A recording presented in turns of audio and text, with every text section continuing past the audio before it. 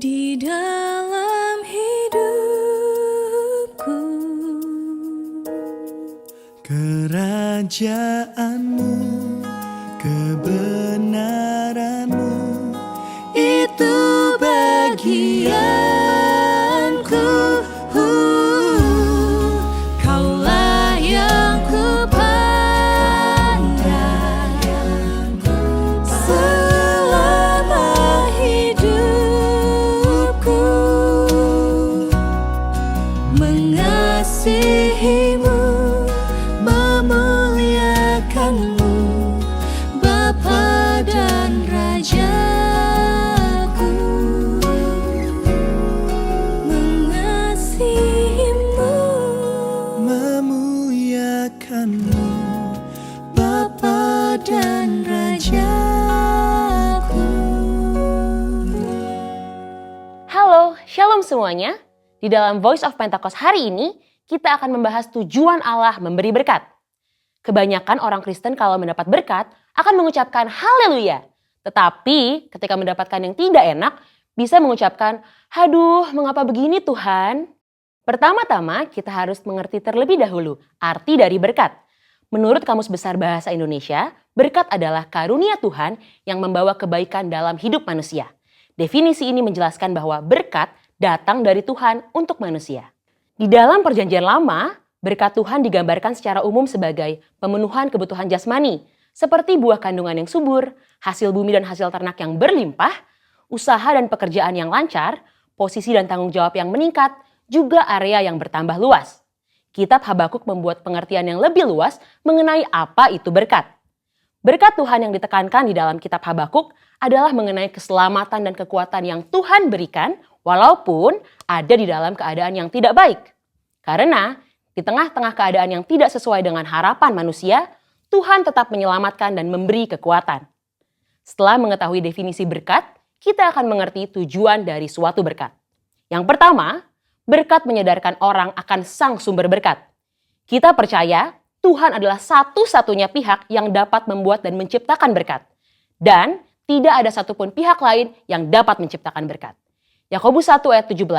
Setiap pemberian yang baik dan setiap anugerah yang sempurna datangnya dari atas. Yang kedua, berkat membuktikan kedaulatan Tuhan. Sebagai sumber berkat, Tuhan adalah pihak yang dapat memutuskan dan menentukan kepada siapa berkat itu akan diberikan. Bilangan 23 ayat 20. Yang ketiga, berkat membuktikan pemeliharaan Tuhan. Tumbuhan dan hewan sebagai bahan makanan bagi manusia yang kita nikmati, dan hujan yang turun dari langit untuk memungkinkan hal tersebut tumbuh adalah hasil kemurahan Tuhan bagi pemeliharaan hidup seluruh umat manusia di muka bumi ini. Berkat menunjukkan dan membuktikan betapa baiknya Tuhan bagi umat manusia. Yang keempat, berkat Tuhanlah yang membedakan kehidupan orang benar dengan dunia. Hal yang membedakan antara orang yang bersungguh-sungguh beribadah kepada Tuhan dengan yang tidak adalah mereka akan menerima berkat kekuatan, pemeliharaan, dan keselamatan untuk mengatasi masalah. Maliaki 3 ayat 18, maka kamu akan melihat kembali perbedaan antara orang benar dan orang fasik, antara orang yang beribadah kepada Allah dan orang yang tidak beribadah kepadanya. Hal penting yang harus kita mengerti adalah, walaupun orang benar dapat menghadapi masalah, namun sikap orang benar dalam menghadapi masalah akan sangat berbeda dengan dunia. Hal ini karena Tuhan senantiasa memberi damai sejahtera dan kekuatan bagi orang-orang yang sungguh-sungguh beribadah kepadanya. Seperti yang tertulis di dalam Yohanes 14 ayat 27. Dan yang kelima, berkat Tuhan untuk menunjukkan kasih setia Tuhan. 2 Petrus 3 ayat 9 menulis, Tuhan tidak lalai menepati janjinya, sekalipun ada orang yang menganggapnya sebagai kelalaian, tetapi ia sabar terhadap kamu, karena ia menghendaki supaya jangan ada yang binasa, melainkan supaya semua orang berbalik dan bertobat. Kita yakin bahwa berkat dan pemeliharaan Tuhan membuktikan Ia adalah Allah yang setia, walaupun kita sebagai manusia terkadang tidak setia, namun Ia tidak pernah lalai menepati janji-janjinya. Yang keenam, berkat Tuhan menguji integritas kita. Mengutip kata-kata terkenal dari Robert Ingersoll, yaitu setiap manusia dapat tahan dalam keadaan yang tidak baik, namun hanya manusia hebat yang dapat bertahan di dalam kelimpahan. Kutipan ini menunjukkan bahwa hidup berkelimpahan atau penuh berkat terkadang dapat menjatuhkan seseorang. Namun, hanya orang yang memiliki integritas saja yang dapat tetap hidup benar di saat berkelimpahan. Integritas dapat membuat seseorang untuk dapat bersikap rendah hati dan memiliki empati terhadap lingkungan sekitarnya saat mengalami kelimpahan. Selain itu, orang yang mempunyai integritas dapat menjaga hidupnya tetap benar, walaupun ia memiliki segala kemampuan dan kesempatan untuk berbuat apapun tanpa batasan. Dan yang terpenting, orang yang berintegritas hatinya tetap dapat percaya dan melekat kepada Tuhan, serta menaruh harapannya kepada Tuhan, walaupun ia memiliki segala yang ia butuhkan dan inginkan. Mari saudara, kita terus percaya bahwa berkat Tuhan yang kita nikmati bukan hanya sekedar pemenuhan jasmani saja, namun kekuatan dan damai sejahtera yang kita rasakan itu juga merupakan berkat Tuhan yang kita terima. Biarlah kita senantiasa terus sadar bahwa keberadaan kita bukan hasil kekuatan kita sendiri, namun merupakan berkat Tuhan bagi kita. Jangan kita fokus pada berkatnya, namun teruslah mendekat pada sumber berkatnya, yaitu Allah sendiri di dalam kehidupan kita. Saudara, untuk penjelasan lebih lengkapnya dari tim teologi kami, jangan lupa buka link yang ada di atas atau scan QR Code yang tersedia. Salam integritas, Tuhan Yesus memberkati.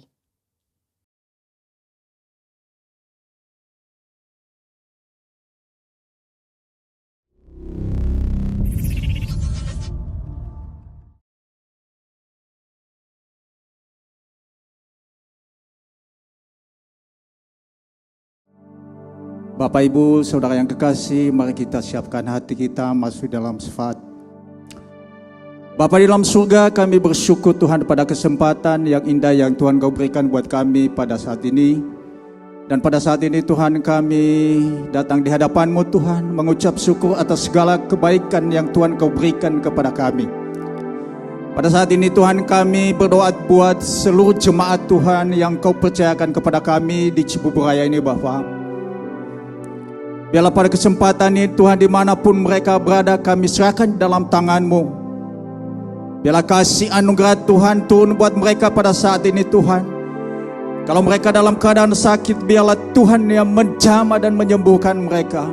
Kalau mereka dalam persoalan dan pergumulan, biarlah Tuhan juga Engkau akan buka jalan keluar bagi mereka Tuhan. Mungkin mereka dalam persoalan dan pergumulan Tuhan, biarlah Tuhan Kau pulihkan keadaan mereka Tuhan. Engkau pulihkan keadaan mereka Tuhan, bahkan keluarga mereka Bapa. Terima kasih Tuhan Yesus, terima kasih. Kalau mereka bermasalah Tuhan dalam ekonomi mereka, biarlah Tuhan Kau akan memberkati terus mereka. Kalau mereka bermasalah dalam sakit pernikahan, Tuhan Kau sembuhkan mereka Bapa. Terima kasih Bapa, terima kasih. Pada kesempatan indah ini juga Tuhan, kami berdoa buat gembala pembina rohani kami Tuhan, yang Tuhan Kau percayakan bagi kami Tuhan.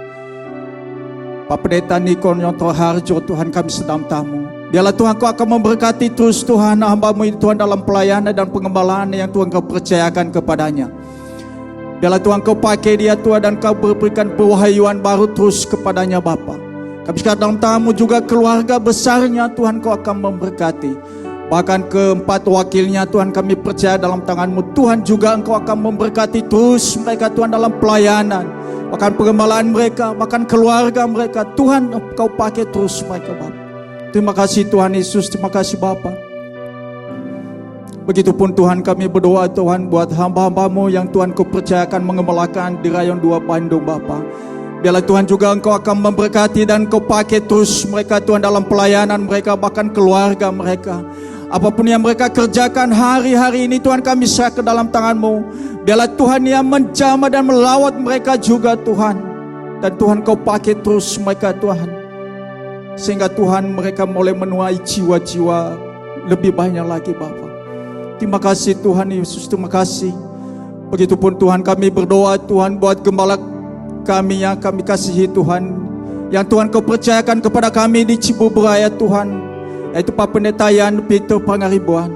Biarlah Tuhan Kau akan memberkati terus hamba-Mu ini Tuhan, baik dalam kesehatannya, bahkan dalam pelayanannya Tuhan, yang Tuhan Kau percayakan kepada dia di Cibubur Raya ini Bapa.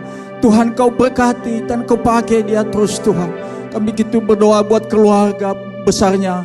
Tuhan juga Engkau akan memberkati terus dan Kau pakai terus mereka Tuhan. Kami berdoa Tuhan buat kedua wakilnya Tuhan. Biarlah Tuhan Kau akan pakai mereka juga Tuhan. Kau akan memberkati terus mereka Tuhan.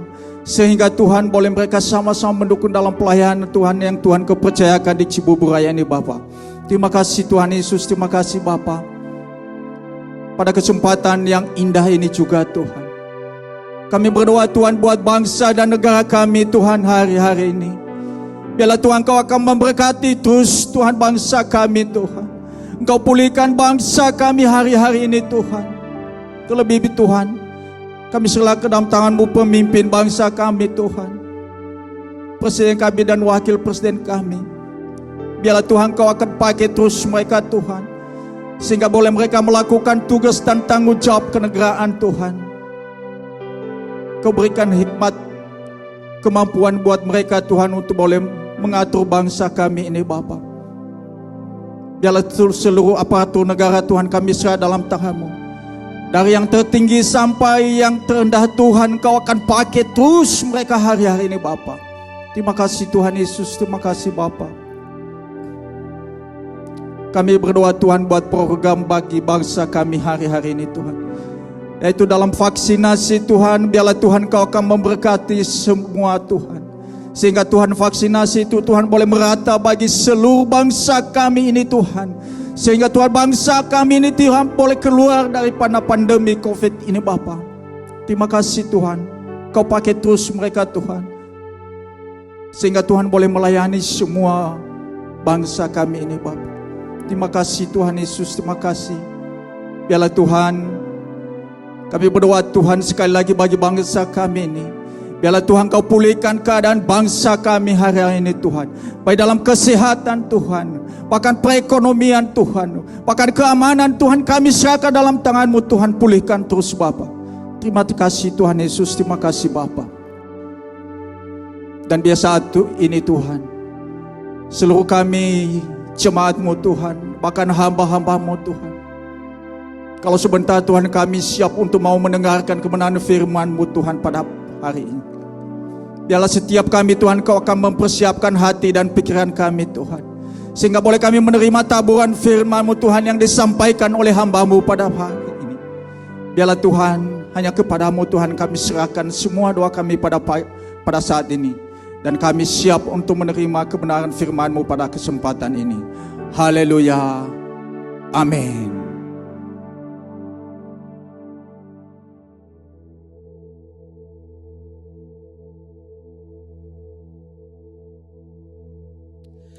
Shalom Bapak Ibu sekalian yang terkasih dalam Tuhan. Terima kasih untuk kesempatannya untuk saya boleh menyampaikan kembali setiap kebenaran firman Tuhan yang saya percaya ini pasti akan memberkati buat setiap kita. Saya sendiri ketika merenungkan tentang hal ini ditegur banyak dan mendapat pelajaran banyak dari Tuhan. Dan hari ini kita akan belajar tentang Dioskuri untuk setiap kita supaya ini boleh belajar mengerti menjadi berkat dalam kehidupan kita. Mari Bapak Ibu sekalian, saya ajak untuk setiap kita boleh sama-sama membaca Kisah Para Rasul 28 ayat 11. Kisah Para Rasul 28 ayat 11 saya akan bacakan. 3 bulan kemudian kami berangkat dari situ, naik sebuah kapal dari Alexandria yang selama musim dingin berlabuh di pulau itu. Kapal itu memakai lambang Dioskuri. Nah Bapak Ibu sekalian, ini satu hal yang menarik ketika bagian Dioskuri ini hanya satu kali memang dicatat dalam Alkitab, tapi kita akan menerima pelajaran banyak dari hal ini. Apa sih sebenarnya Dioskuri?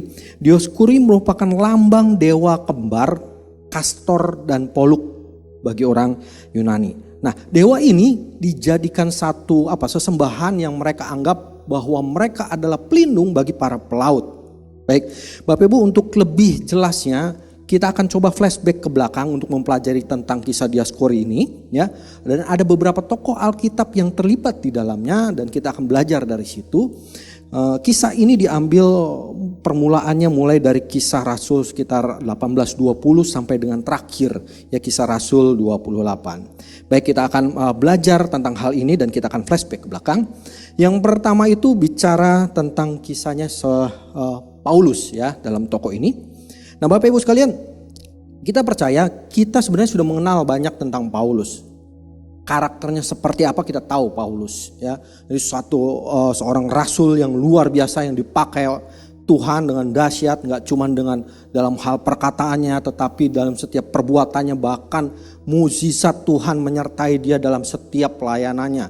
Hal-hal yang luar biasa terjadi dalam setiap pelayanannya. Ini orang yang tidak bisa diam ketika dia ketemu orang lain, ketemu jiwa-jiwa, dia pasti akan cerita banyak tentang keselamatan di dalam Tuhan. Orang ini yang gak pernah berhenti bercerita, mengisahkan tentang kebaikan Tuhan Yesus.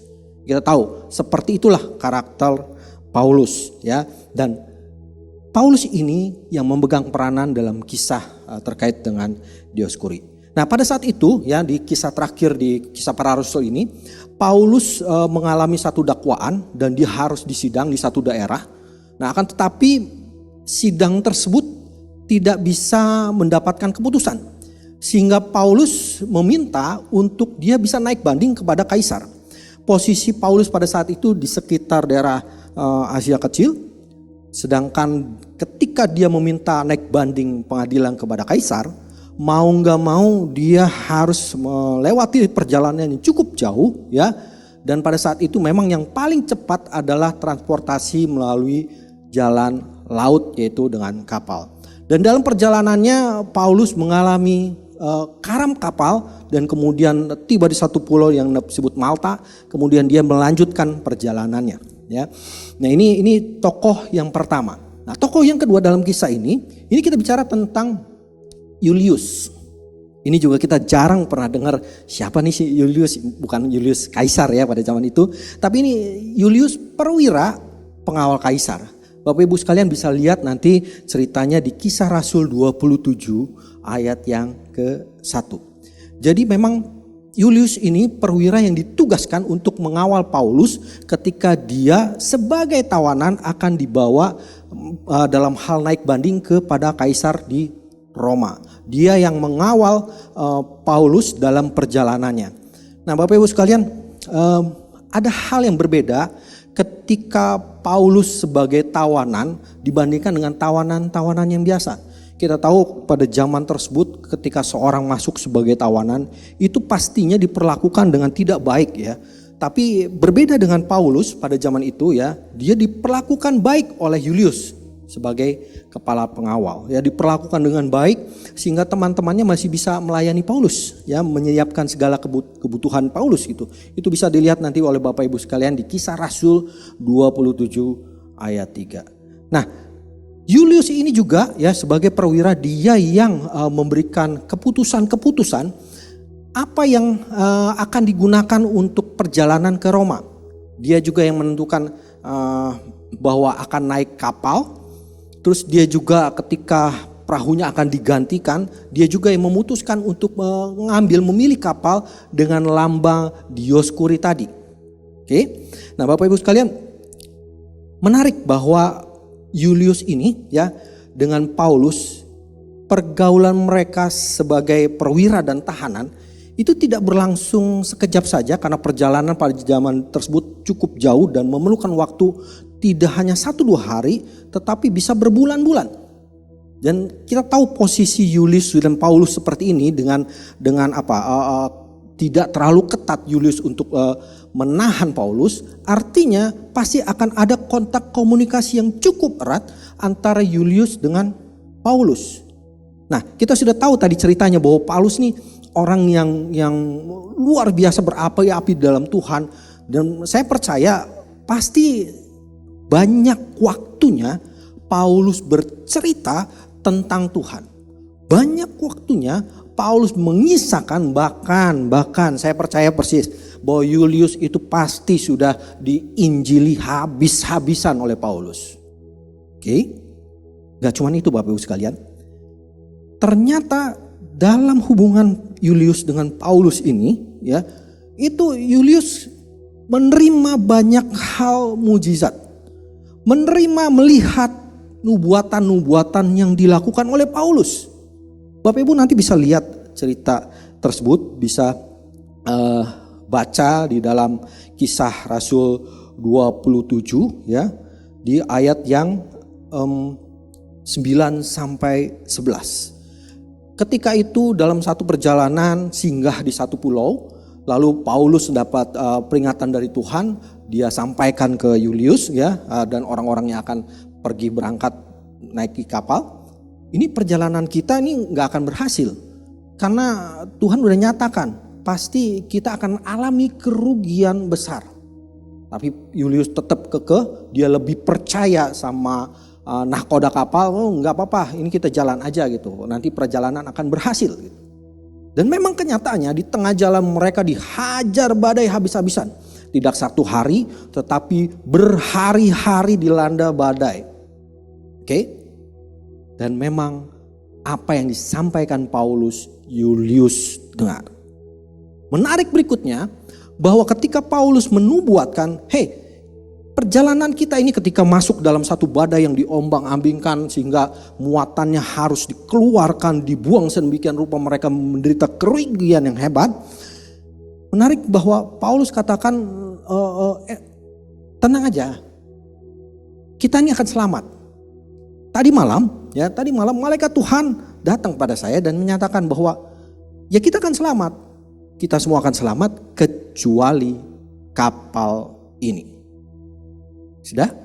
Dan ternyata memang itu terjadi. Kapalnya hancur dan semua orang di dalam kapal tersebut selamat. Julius menyaksikan hal ini. Julius gak cukup menyaksikan hal itu. Ternyata dia pun melihat mujizat terjadi. Bapak Ibu bisa baca nanti di Kisah Rasul 28 ayat 3 sampai 6. Ketika kapal hancur lalu mereka terdampar sebuah pulau namanya Pulau Malta.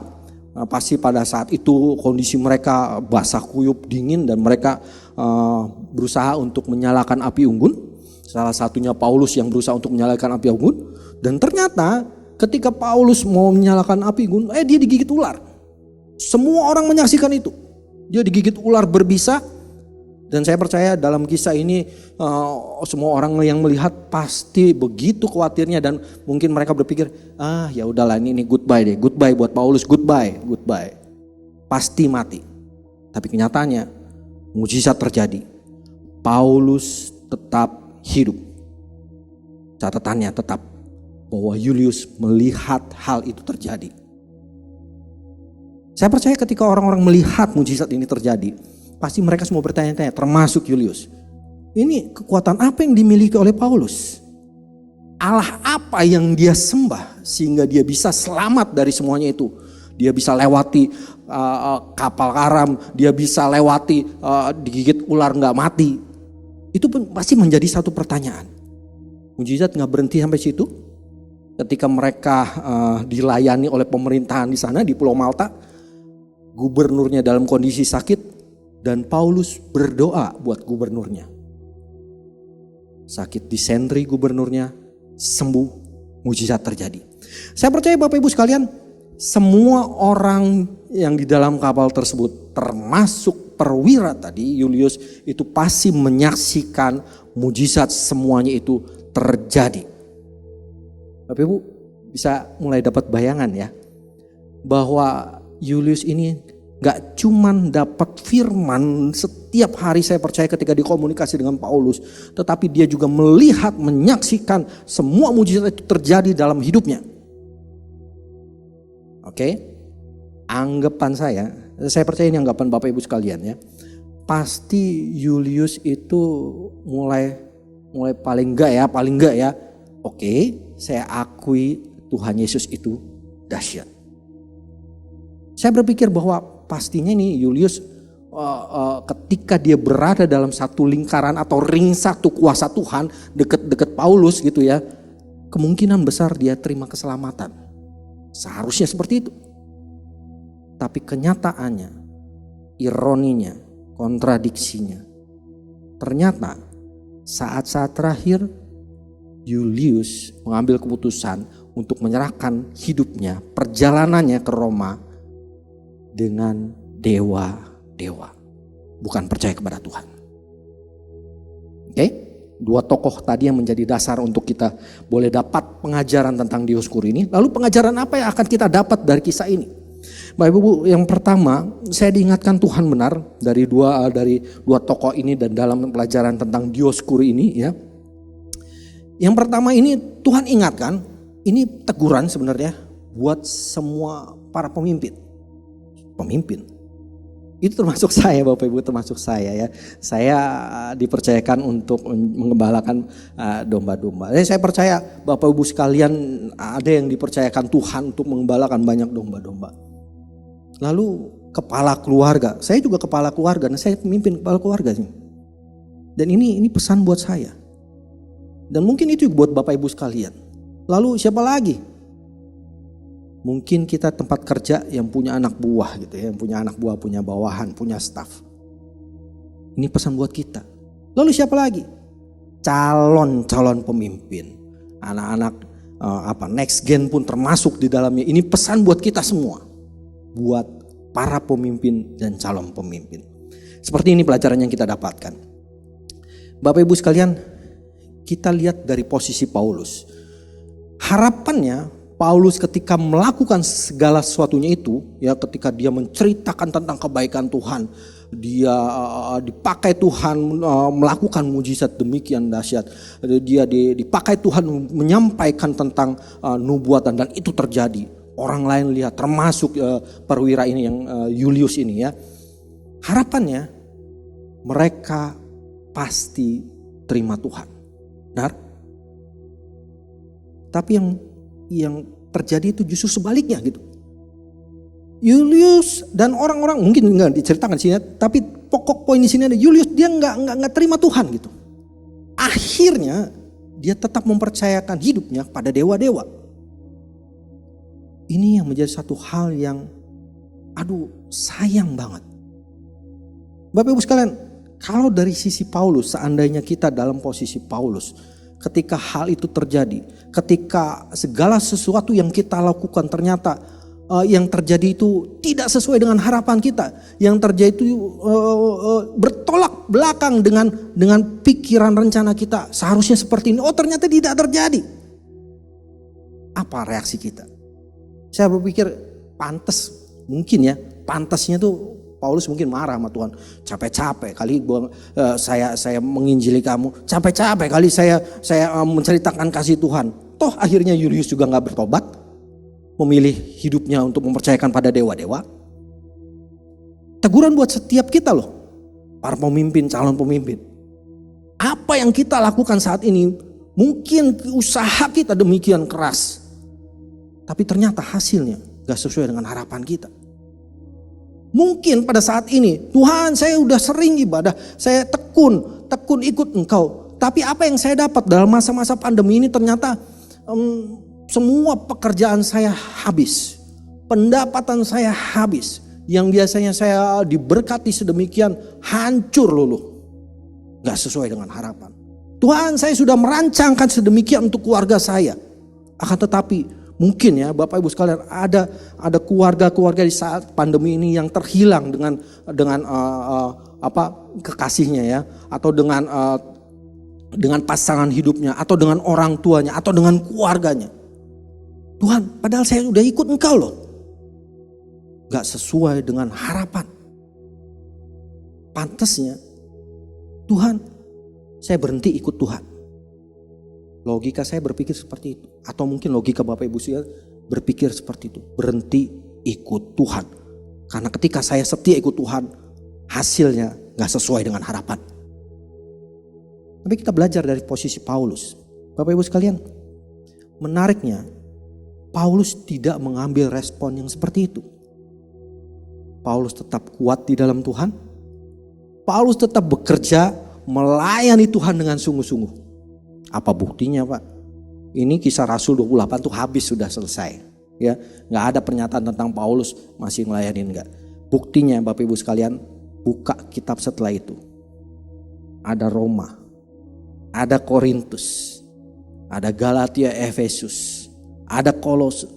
Semuanya itu ditulis oleh Paulus.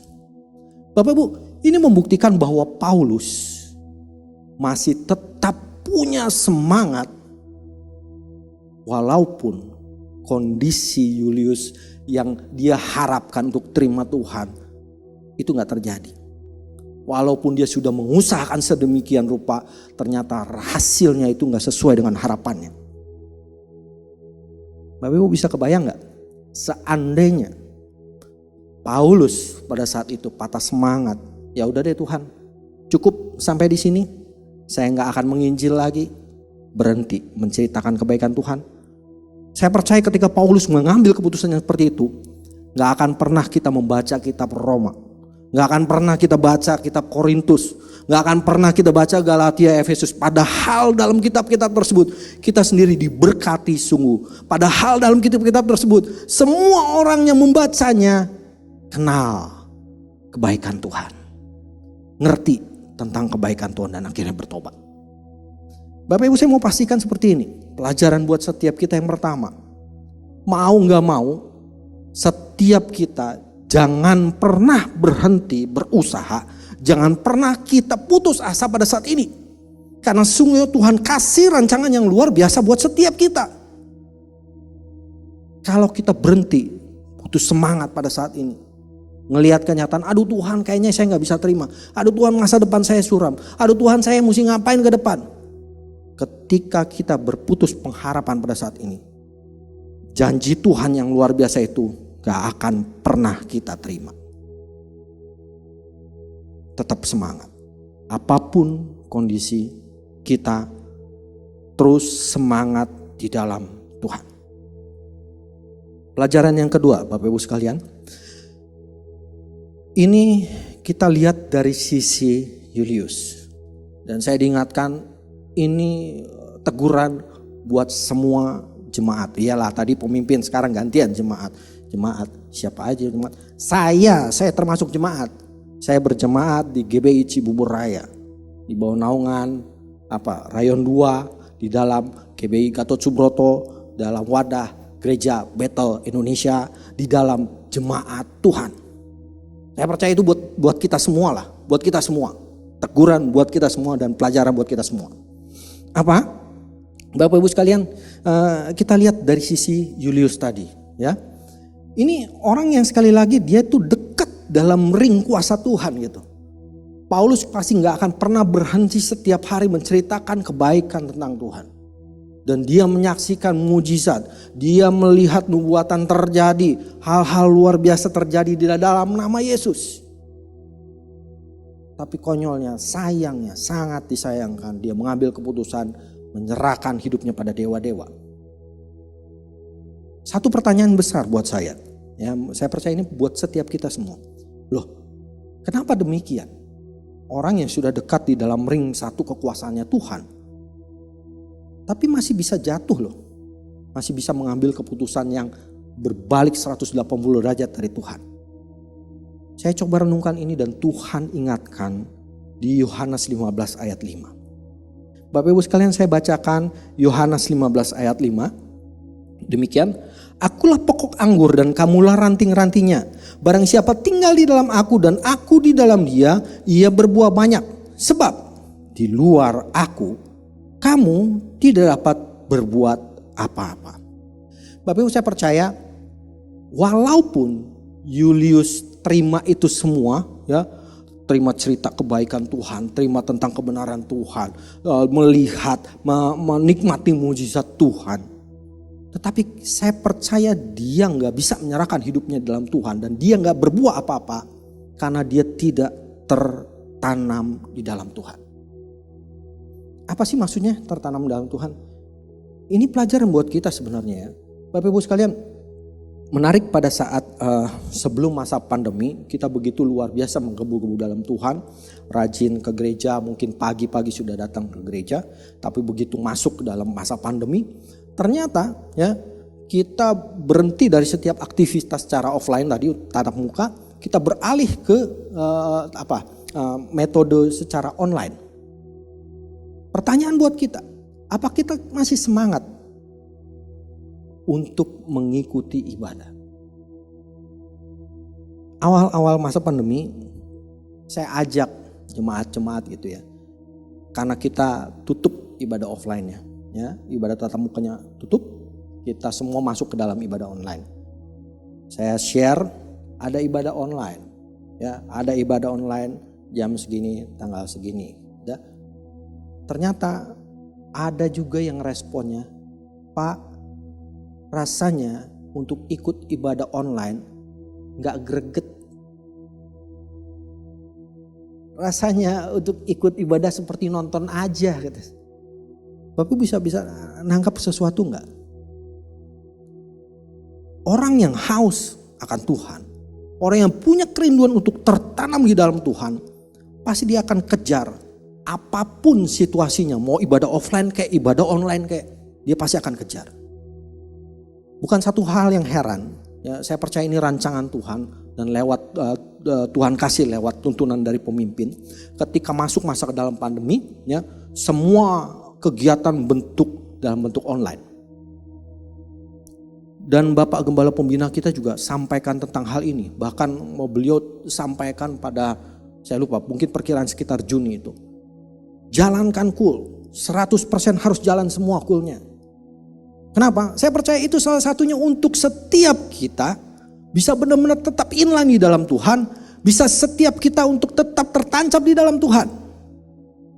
Tapi sayangnya mungkin ada Bapak Ibu sekalian yang mengambil respon yang terbalik dari semuanya itu. Saya nunggu aja deh ibadah offline. Ya ikut kulma nanti aja deh, nanti aja.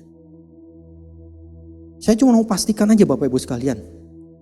Ketika kita mengambil respon seperti itu, kemungkinan besar jangan-jangan kita gak tertancap di dalam Tuhan. Dampaknya apa? Kemungkinan besar kita gak berbuah. Dampaknya apa?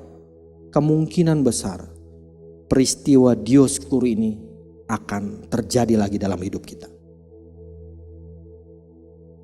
Bapak Ibu, gak heran semua gereja-gereja mengumumkan setiap aktivitasnya dalam bentuk online.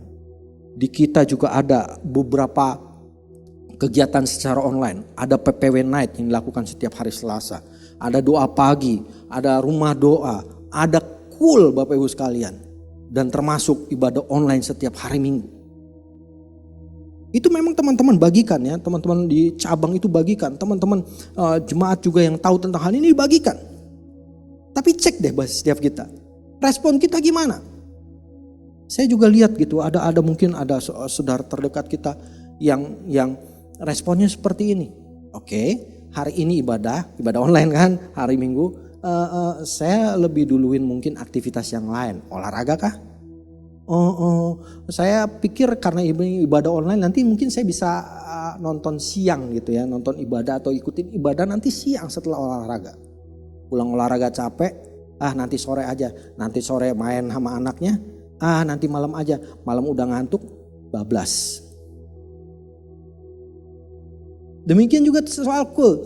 Kita dulu mungkin hambatannya salah satunya hujan gitu ya, saya nggak bisa ikut kul mungkin karena hujannya begitu deras, oke lah nggak bisa.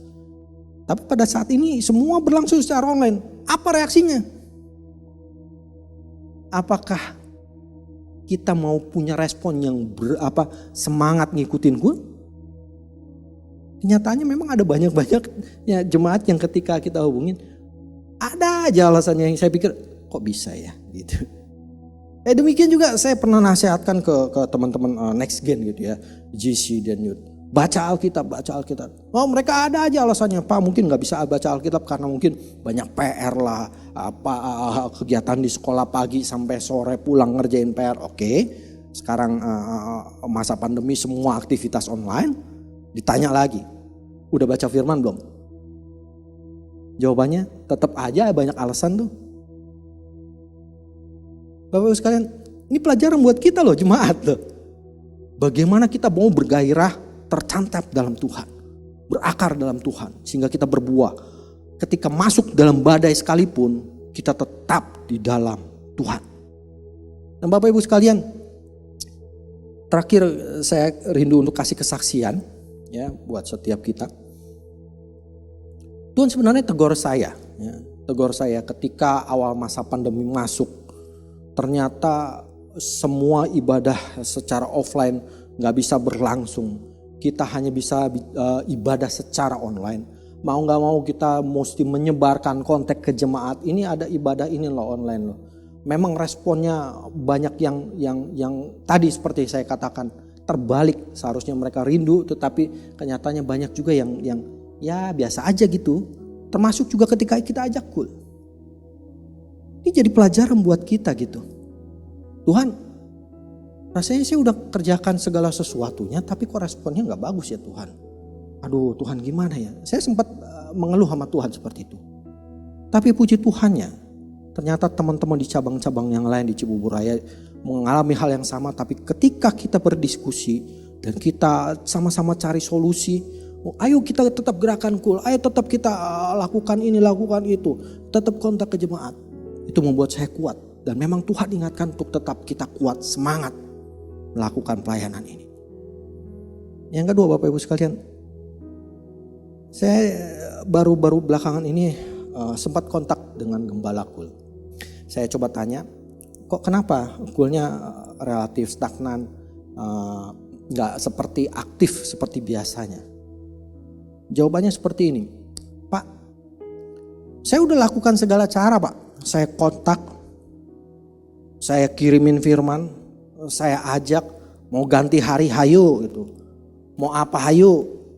Respon mereka ada aja alasannya. Kerja lah, inilah, itulah. Saya gak bisa jawab karena itu juga yang saya alamin gitu. Itu yang saya alamin. Tapi menariknya Tuhan ingatkan gini. Bapak Ibu, kalau Musa patah semangat ketika dia mengantarkan orang Israel masuk tanah perjanjian. Saya percaya orang Israel gak akan pernah terima janjinya Tuhan masuk dalam tanah perjanjian. Oke, saya kasih itu ya ke Gembala Kul tersebut. Terus Tuhan ingetin gini lagi, satu lagi ya. Ketika Tuhan Yesus mau berani menyerahkan hidupnya tergantung di kayu salib. Walaupun ditinggal murid-muridnya, dia gak kecewa tuh. Dia tetap konsisten tuh. Memberikan kasihnya buat kita tuh. Tergantung di kayu salib. Dia gak marah tuh. Dia gak patah semangat. Tahu? Kalau seandainya Tuhan Yesus ngambil keputusan, oke, mendingan saya panggil aja malaikat supaya melindungi saya. Supaya saya gak naik ke kayu salib. Supaya saya gak disiksa. Tuhan Yesus bisa loh lakukan itu. Kalau sampai Tuhan Yesus lakukan itu, gara-gara dia patah semangat. Saya percaya hari ini kita gak akan kenal Tuhan Yesus. Hari ini kita gak punya pengharapan. Bapak Ibu, masa pandemi ini luar biasa, memberikan dampak buat setiap kita. Tapi kita percaya biar kita berpengharapan di dalam Tuhan. Mari Bapak Ibu, saya undang setiap kita boleh nyanyikan pujian ini. Yakin Tuhan memberkati, ku yakin Tuhan melindungi,